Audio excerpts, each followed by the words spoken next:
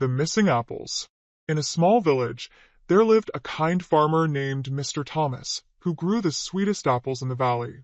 Every year, he shared his harvest with the entire village.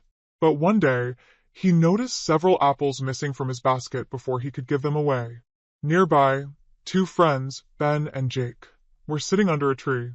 Jake nervously held a few shiny apples in his hands. "Ben, I took these from Mr. Thomas's basket." "No one saw me," Jake whispered. Ben frowned. "Jake, that's stealing. You know it's wrong." "But I was hungry," Jake argued. "It's just a few apples." Ben shook his head. "Jake, remember what we learned in Sunday school? God says, 'You shall not steal.' It's one of his commandments. When we take what isn't ours, we're not just disobeying God. We're hurting others too." Jake looked at the apples, feeling guilty.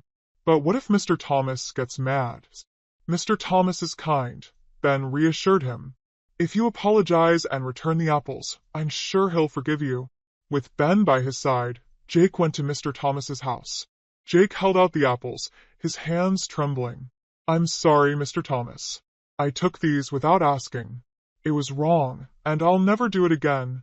Mr. Thomas smiled warmly. "Thank you for being honest, Jake. I forgive you. Remember, stealing only brings trouble, but honesty brings peace."